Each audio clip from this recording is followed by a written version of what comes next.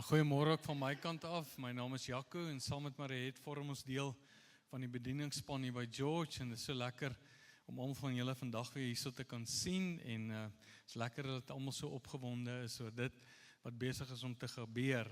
Ja, ek dink vandag voel jy so somermense. Ek sien môre sê hulle kom die winter. Ek hoop ons voel môre ook nog so somermense, nie soos wintermense nie.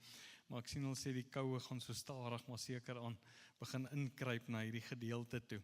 Nou ons is besig met julle met 'n reeks wat ons praat eintlik hierdie hele jaar wanneer liefde werk. Julle sal onthou, miskien vir die vreemde mense wat hier is, ons het laas jaar begin deur te sê daai kroon, dit stel die koningskap van Jesus Christus voor. Ons het laas jaar net stil gestaan by wie is die koning, wat kom die koning hier doen? Die koning is besig, Christus is die koning. Daar het 'n nuwe era aangebreek nadat hy gesterf het en opgestaan het en hy is besig om sy koninkryk hier op aarde te vestig. Hy is besig om alles nuut te maak, alles in die hemel, alles op die aarde onder sy koninkryk te vestig.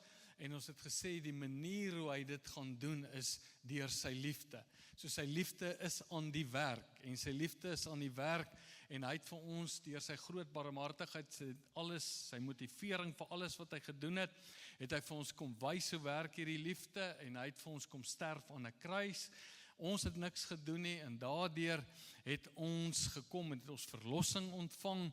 Hy het ons gedagtes begin herskryf en herprogrammeer om nou te begin te dink ooreenkomstig sy koninkryk, ek wat nou onder sy koningskap staan en soos hy ons leer om te bid, soos dit nou in die hemele is, so moet dit nou hier op die aarde ook wees. Met ander woorde, sy manier, sy koninkryk moet nou hier op aarde begin vloei en daai manier hoe dit gaan vloei en hoe daai manier hoe hy gaan werk is deur sy liefde. So sy liefde is al ewig aan die werk.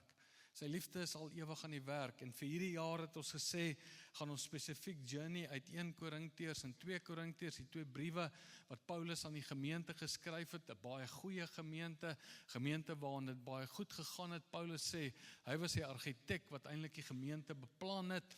Hy sê, maar nou kom hy agter en skryf hy vir hulle in die briewe, het lyk vir my of daar so 'n bietjie goed in julle gemeente gebeur het, dat die gemeente het in 'n skewe rigting begin intrek. Hy sê, hy hoor gerugte van mense wat onder mekaar beklei. Hy sê mense wat mekaar byvoorbeeld tronk toe vat, nie tronk toe hof toe vat. En toe sê hy verder, hy sê, en dan kom hy by die geestelike gawes in 1 Korintiërs 12 en 1 Korintiërs 13 en 14.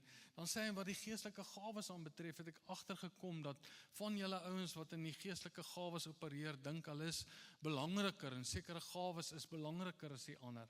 Hy sê onthou net, ons word geken deur die liefde. Ons word geken deur die liefde. En dan skryf hy vir hulle en dan sê hy vir hulle, onthou tog, julle is deel van 'n gemeente. Is deel van 'n gemeente. En laasweek stil gestaan, hy sê, en by 'n gemeente werk dit so. Hy sê, ons kom met onbedekte gesigte. 'n Gemeente is 'n plek, hierdie plek is 'n plek waar daar's nie sluiers voor ons nie. Ons is oop, ons is eerlik met mekaar. Hy sê, want onthou, hierso kom ons as gemeente by mekaar, hierso is mans, hier's vrouens, hier's slawe, hier's vrye mense. Hy sê, hier's Grieke, hier's Jode, hier's nie klas nie, hier's allerlei mense hier by mekaar. En die manier hoe ons as gemeente groei en hoe ons die heerlikheid, die koningskap van Jesus Christus openbaar as gemeente, is dat ons met onbedekte gesigte kom. Ons is eerlik met mekaar, ons praat met mekaar. Jy is jouself, jy ontbloot jouself. En dis in die lig van dit, wat hy praat oor die gawes, en wil ek vir jou vandag verder gaan, wat hy, 'n gemeente word geken. Die Here word geken in 'n gemeente, deur sy gawes. En ek wil vandag vir 'n oomblik so 'n bietjie stil staan by die gawes. En dit is interessant as jy 1 Korintiërs 12 gaan lees, dan begin hy begin die boek so.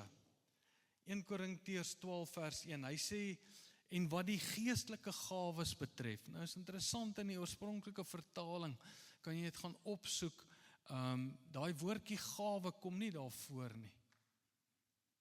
Maar hy sê wat die geestelike dinge aanbetref. Hy sê, broers, wil ek nie hê dat julle moet onkundig wees nie. Met ander woorde, dis nie 'n misterieuse ding nie. Ons moet nie onkundig daaraan wees nie, maar hy wil vir ons begrip gee. En dan gaan hy in vers 2 en vers 3, dan gaan hy aan, dan sê hy, onthou nou weer eens, almal wat sê, Jesus Christus is die Here. En dis almal van ons, almal wat nou verklaar, Jesus is die koning van my lewe. Hy sê, almal van ons wat sê, Jesus Christus is die koning. Hy sê, niemand kan sê, Jesus is die Here, behalwe deur die Heilige Gees nie. Met ander woorde, as jy sê, Jesus is die koning van jou lewe, het jy die Heilige Gees in jou. Onthou, ons het al reekse daaroor gedoen.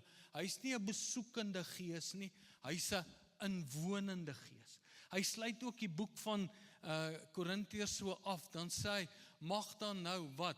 Die genade van ons Here Jesus Christus, die liefde wat werk, ons het almal die genade van Jesus Christus ontvang, ons het dit nie verdien nie. Die liefde van God wat na ons toe uitgereik het, ons sien dit in sy kruisdood, en die gemeenskap van die Heilige Gees, gemeenskap, die partnership, die vennootskap van die Heilige Gees is met julle almal. So met ander woorde, hy sê vandag vir ons hierso, ek wil nie julle met onbekend wees wat die geestelike dinge aanbetref nie. Dan maak hy net gou 'n punt vas en sê, onthou, almal van julle het die Heilige Gees.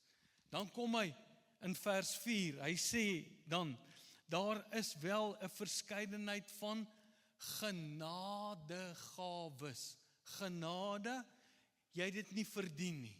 Gawes, geskenke. So die Here kom en hy gee vir elkeen van ons wat die Heilige Gees het. Deur sy groot genade gee hy vir ons gawes, geskenke. Hy gee dit aan ons. Hy kom in vers 7, dan sê hy, aan elke een word 'n genadegawe gegee. As jy wil praat oor die gawes, as jy wil praat oor hierdie geskenke wat hy vir jou gegee het, kom Paulus, dan gee hy vir ons lysies. Maar is baie interessant, hierdie lysies verskil. Jy kan gaan lees, Romeine 12, Efesiërs 4, 1 Petrus 4, hierdie gedeelte in 1 Korintiërs 12, 1 Korintiërs 14. Hy maak lysies van hierdie geskenke, hierdie genadegeskenke, genadegawes wat God vir ons gee. Maar jy sal sien, daai geskenke, daai lysies is nie almal dieselfde nie. Want wat ek vandag vir jou wil doen, is ek wil vir jou die beginsels wat hy vasmaak oor hierdie gawes aan elke een. 1 Petrus 4 vers 10 sê dit ook, aan elkeen. So elke ene van ons wat hier sit, het een of ander geskenk of een of ander iets van die Heilige Gees, genadegawe wat God vir jou gee, om te gee in sy liggaam. En dan gaan hy verder, dan kom hy hier vanaf vers 11, dan verduidelik hy, hoe werk hierdie klomp goed, en hy sê, dit werk soos binne in 'n liggaam. Hy sê die een is die oor, die een is die oog, die een is die kuit, die een is die bobeen, die een is die hand, die een is die toon. Hy sê en al hierdie goed werk saam. Hoe werk dit saam? Om op te bou. Om op te bou. Dis die doel van die gawes. Die doel van die gawes is om op te bou. Nou, ek onthou my eerste predikant het altyd vir my gesê, die gawes is soos stellasies, is soos scaffolding by 'n gebou. As jy 'n gebou bou, dan is daar scaffoldings wat jy opsit. Maar die fokus is nooit op die scaffolding nie, die fokus is op die gebou. So werk dit ook met die genadegawes. Die fokus is nie op die gawe nie, die fokus is op die opbou van die liggaam, is op die opbou van die gebou. Maar al hierdie gawes werk saam. Wat te doen? Om hierdie gebou te laat opbou. En die plek waar ons leer om dit in te oefen, is hier in die gemeente waar ons met onbedekte gesigte kom en oop en eerlik in 'n groep sit. En dan wat sê hy? Hy sê wanneer hierdie gawes werk, hy sê onthou een ding van hierdie gawes, op wat nuttig is. Met ander woorde, as ons hier in die gemeente dit begin, dis die plek waar jy dit kan oefen, dis die plek waar jy dit kan uitleef. As hier iemand sit wat vandag af is, dan kan iemand kom met 'n woord van kennis, of 'n woord van wysheid, of inhak by daai persoon en sê op wat hierdie persoon gaan stig, wat hierdie persoon gaan opbou. Maar hier is die beginsel. Daar's nie een gawe wat belangriker is as 'n ander gawe nie. En ek dink dis een van die grootste issues in die kerk. Want in ons westerse samelewing is ons so sterk kompeterend met mekaar. Wie's die sterkste, wie's die beste. Ons kan dit nie help nie, dis soos ons geprogrammeer is op 'n of ander manier deur ons westerse samelewing. Dis net hoe dit is, ons het klassisme. Wie's die belangrikste? Maar onthou wat skryf Paulus in hierdie hele brief. Hy sê nou dat ons in Christus is, hy sê onthou, verstaan, vrouens was nie belangrik nie, maar nou dat ons in Christus is, nou is vrouens belangrik. Kinders was nie belangrik nie, laat die kindertjies kom. Die Jode het geglo, almal anderste behalwe die Jode is ongeestelik, is heidene. Hy sê nee, nou is dit Griek en Jood. So wat sê hy? Hy sê daar is nie meer klassisme nie. En baie keer het ons gawes, koppel ons aan sekere goed, daar sekere prentjies in jou kop, rakende die gawes, net die ou wat profeteer, net die ou wat kom met 'n woord van wysheid, of met 'n woord van kennis, net die ou wat in tale praat, net die ou wat dit uitlê, net die ou wat dit doen, hulle is die belangrike mense, hulle is so geestelik. Dan deel ons in klassisme. Maar wat van die ouens wat koffie maak? Bou hy nie die liggaam op nie. Jy het vandag vreemd hier aangekom het. Was dit nie vir jou lekker toe jy gestaan het by die ou wat koffie vir jou gee en hy groet jou vriendelik en hy sê, "Hi, my naam is Jaak, hi, my naam is Andrei nie." Is dit nie vir jou lekker nie? Nou voel ek sommer warm en tuis. Is dit nie vir jou lekker as jy hier by die deur aankom en hier staan 'n ou en sê, "Hi, my naam is Marius, welkom, kom sit, kom ek wys jou waar om te sit." Jy sien, wanneer Korintiërs praat, jy kan dit gaan lees, dan praat hy sê, hierdie goed moet werk soos 'n liggaam. Hy gebruik 'n ander voorbeeld, gaan lees dit verder. Ek het nie tyd om vandag al 3 hoofstukke vir jou te lees nie. Dan sê hy, dis soos die een wat 'n fluit speel, dis soos hierdie orkes. Wat is die doel van hierdie orkes op 'n Sondag? As elke ou hier aankom, arrogant, ek is die beste dromspeler, en hy slaan hy welm stikkend, en dit gaan oor, julle moet die dromme hoor. Of gaan dit oor die feit dat harmonie? Ons wil die klavier kan hoor, ons wil die gitaar kan hoor, ons wil die dromme kan hoor, ons wil hierdie ding kan hoor, ons wil hoor iemand kan sing. Het gaan oor die harmonie. Almal is belangrik. As een instrument nie speel nie, gaan jy dit hoor. Dis dieselfde met die gawes. Die gawes is om op te bou. Die gawes is op wat nuttig is. So wat nuttig is, beteken wat is nodig. As die kinderhuis kos nodig het, dan het ons iemand nodig wat die kos kan gaan aankoop. Ons het iemand nodig wat die kos kan gaan aanry. So daai persoon wat aanry en daai persoon wat gaan koop, is hulle nou skielik nie so belangrik soos die ou wat die hele tyd bid nie.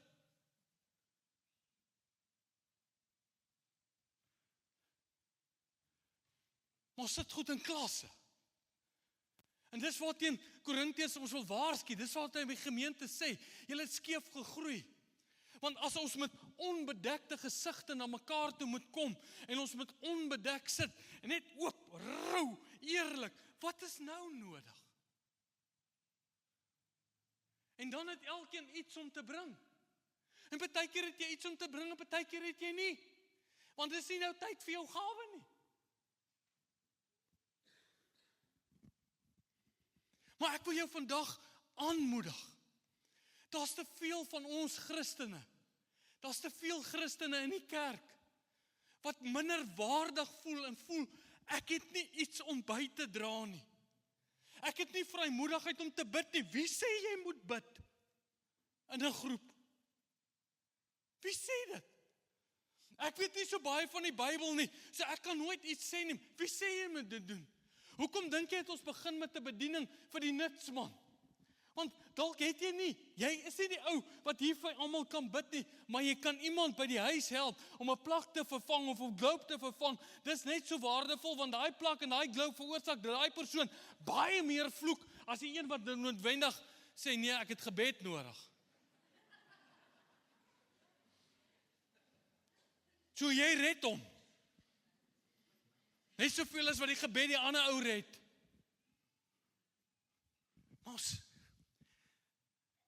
Ons sien nie hierdie goed so nie. Ek wil vandag vir julle almal sê hierso. Jy het 'n bydra om te lewer. Moenie hier sit en minderwaardig voel en voel altyd, ja maar ek kan nie so en ek kan nie, want ons het prentjies in ons kop. Wie sê jou prentjie is reg? Die Bybelse prentjie is liggaam. Julle sien nie my klein toontjie nie. Julle kan hom nie sien, hy's in die skoen. Julle sien nie my groot toon nie. Maar kom ek sê vandag, sny hierdie groot toon af. As sien jy hoe waggel ek hier rond van balans af. Jy sien die hand, nou dink ons, die hand is belangrik, want die hand kan die bril opsit. Ons sien die oog is belangrik, maar as die oog nie daar is, kan die bril sit, kan nie die oor kan nodig, want hy moet hier sit. Maar wat doen Satan? Hy kom vertel jou, jy's nie goed genoeg nie. Jy's nie soos daai ou wat kan bid nie, jy's nie soos daai ou nie. Ek is van persoonlike mening dat daar's ook baie meer gawes in die kerk en binne in die liggaam van Christus as wat ons net hier in die woord lees. Want die woord was beperk. In die opsig van die tyd toe die woord geskryf is, daar was nog nie selfone nie. Daar was nog nie computers nie. So 'n ou wat programmeer, 'n ou wat kan coding doen, 'n ou wat op 'n argitek op 'n rekenaar kan wees. So, dis nou nie 'n gawe nie, dis nie belangrik nie. Nee, die ou wat bid. En jy voel dat dit wat die Here, daai spesiale, daai genade geskenk, daai iets wat die Here jou in staat stel, daai uniekheid wat die Here vir jou gee, wat binne in jou is. En dit kom nie in die Bybel voor nie, so dis seker nou maar nie belangrik nie. Hoe kan ons so dink? As jy opbou, as jy inhaak, as jy versterk, wil God jou gebruik. En almal van ons het 'n bydra om te lewer. Ek glo verder dat dit is ook belangrik dat dit is, jy sal groei en ontwikkel in sekere gawes, soos dit nodig is. Ek is vandag in sekere gawes, opereer ek sterker. Hoekom? Want ek het dit deur die jare ingeoefen, so ek het meer vrymoedigheid daarin. Maar in die begin is dit nodig, dat ek dalk daai eerste stappie sal neem. Daarom het ek die Heilige Gees in my, want hy gee my daai krag, hy stel my in staat. As jy in 'n besigheidsmeeting sit, en dit is 'n finansiële meeting, of wat 'n meeting, en daar skielik, hulle kom by 'n krisis, of hulle kom by 'n punt wat hulle nie nou weet, dan gaan jy mos stil vir jou bid, Here, ek bid vir wysheid, dan gee die Here vir jou wysheid, dan het jy mos 'n bydra om te lewer, daar, dit is mos 'n gawe wat die Here vir jou gee, dis 'n oomblik, dis 'n flits, waar kom jy daaraan? Ek weet nie, ek dink is die Here. Maar ons sien dit nie so nie, want ons dink alles moet net hier gebeur. Hier is die plek waar ons oefen. Hier is die plek waar ons met onbedekte gesigte kan wees. Hier is die plek waar ons mekaar lief hê en aan aanvaarding is en vir mekaar kan sê, kom ons bid so, kom ons maak so, kom ons help mekaar so, kom ons groei so saam, sodat ons buite kan lig en sout wees. Kom ek lees vir jou 'n paar skrifte. 1 Korintiërs 14 vers 12. So met julle ook, aangesien julle daarna streef om geestelike gawes te hê, daarna streef om die gemeente op te bou, sodat dit oorvloedig kan wees. Jou gawe is nooit daar om jou belangrikheid te beklemtoon nie. Jou gawe is altyd in diens van die gemeente. Hoor wat sê hy verder? 12:12. Want soos die liggaam 'n eenheid is, maar uit baie ledemate bestaan, en al die ledemate van die liggaam, alhoewel hulle baie is, een liggaam vorm, so is dit ook met Christus. Almal het sy deel. Kyk hoe beskryf hy die deel verder. 1 Korintiërs 12 vers 14. Inderdaad, die liggaam bestaan nie net uit een ledemaat nie, maar uit baie. As die voet sou sê, omdat ek nie 'n hand is nie, behoort ek nie aan die liggaam nie, behoort hy daarom nie aan die liggaam nie. En as die oor sou sê, omdat ek nie 'n oog is nie, behoort ek nie aan die liggaam nie, behoort hy daarom nie aan die liggaam nie. As die ganse liggaam oog was, waar sou die gehoor wees? As alles gehoor was, waar sou die reuk wees? Maar nou het God die ledemate, elke een van hulle, in die liggaam geplaas, volgens sy besluit. Elke een van ons het 'n bydra. En ek wil vandag jou aanmoedig en sê, moenie minderwaardig wees nie, en wanneer jy aankom, kom aan met, hoe kan ek 'n bydra lewer? Partykeer is dit net 'n smile op die gesig. Partykeer is dit net om iemand skielik te help. Dis 'n bydra wat jy lewe. Dis 'n verby jouself leef. 1 Korintiërs 12. As alles een ledemaat was, waar sou die liggaam wees? Hy sê, maar nou is daar wel baie ledemate, maar een liggaam. Die oog kan tog nie vir die hand sê, ek het jou nie nodig, of die kop weer vir die voete, ek het julle nie nodig nie. Ons het almal mekaar nodig. 1 Korintiërs 12 vers 13. En ons is tog almal een deur die Gees, in een liggaam ingedoop, Jood of Griek, slaaf of vrymens, en ons is almal met een Gees deurdenk. Moenie minderwaardig van jouself dink nie. Moenie dink jy is nie nodig nie. Moenie dink ek het nie 'n bydra om te maak nie. Want dis deur jou bydra waar jy iemand bemoedig, waar jy oprig, waar jy stig. Dis partykeer net woorde. Hoeveel mense het al vir my gesê, terwyl hulle hier koffie gedrink het, het iemand net by hulle gestaan, en deur 'n opmerking het hulle beleef, die Here het met hulle gepraat. Jy kom partykeer nie eens agter nie. Want partykeer is jy so in gewoonte om voet of hand te wees, jy besef nie eers wat is jou bydra nie, maar jy maak 'n bydra, want die Gees werk deur ons almal. 1 Korintiërs 12, 27. Julle is die liggaam van Christus en elke individueel 'n ledemaat. 1 Korintiërs 4, dit is genadegawes wat hy aan elkeen gee en ons elkeen het 'n bydra. So wat is jou bydra? Wat se stemme hoor jy in jou kop? Waar gaan jy begin? Die liggaam, sê die Bybel, hier, onbedekte gesigte, dis die beste plek waar ons kan begin. En dan kan ons begin om hierdie gawes uit te leef, en uit te dra, en saam te wees, en saam te bid.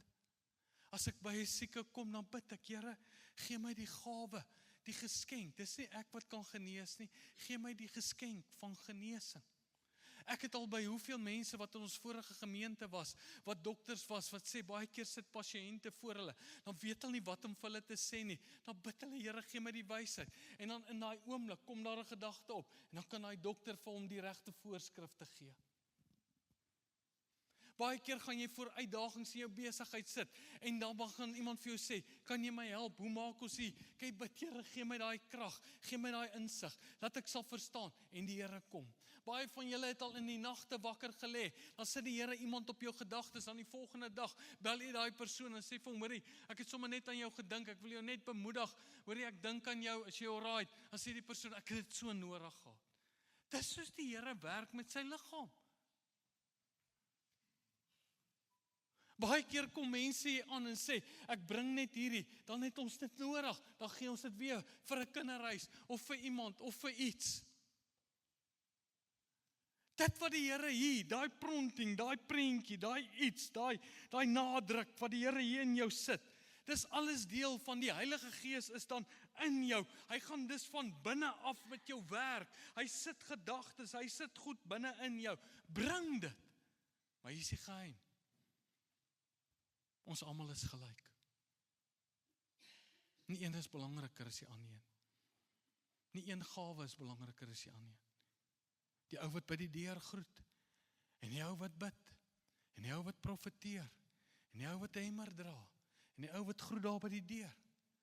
Almal het 'n bydra, want saam is ons liggaam van Christus. Amen. Ons maak ons oë toe.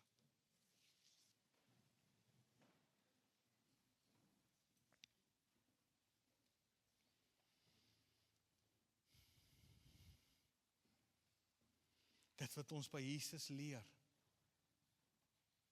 is Jesus was diensbaar. Hy sê ek het nie gekom om gedien te word nie, maar om te dien en my lewe te gee as 'n losprys vir baie.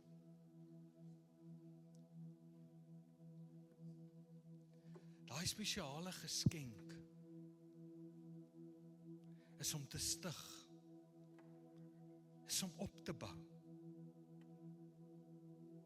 En partykeer gaan mense goed in jou lewe raak sien, en hulle gaan na jou toe uitreik. Mag jy altyd besef, dis 'n geskenk. Dis 'n gift. Dis ter wille van die liggaam. Ons mag nooit groot raak in onsself nie. Jy wat vandag ook hier sit wat dink, ek het nie iets om te gee nie. Jy het, die Bybel sê, aan elkeen. Aan elkeen. Ergens het jy bydra aan die liggaam te maak. En ek wil jou vandag aanmoedig. Kom, doen dit. Neem my stap. Maak 'n bydra. Doen hom. Jy gaan verstaan, jy gaan mense se lewens aanraak daardeur. Jy dink is niks, dis iets. Maar aan elkeen het ek 'n genadegawe gegee. Die Here wil ons almal gebruik. Almal van ons het iets. En moenie laat boodskappe van die verlede in jou kop vassit nie. Kom hoor dit. Moenie laat Satan jou hou by 'n plek waar jy altyd dink jy's nie goed genoeg nie. Die liggaam het jou nodig. Of jy die klein doontjie is, en of jy die hand is, doesn't matter. Alle lede is belangrik.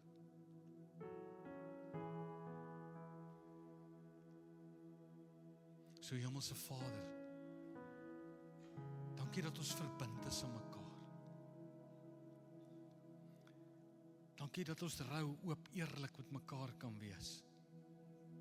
Dankie dat die liefde in en deur ons wil werk, want soos die liefde deur u gewerk het na ons toe, so wil u liefde deur ons werk na ander toe. Help ons, Here, om elkeen ons deel te doen, sodat die liggaam gestig en opgebou kan word daardeur.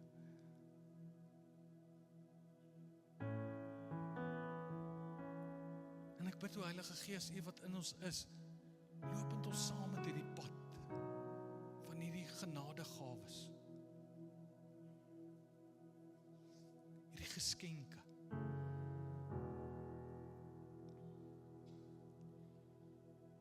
Wat in elkeen gegee is.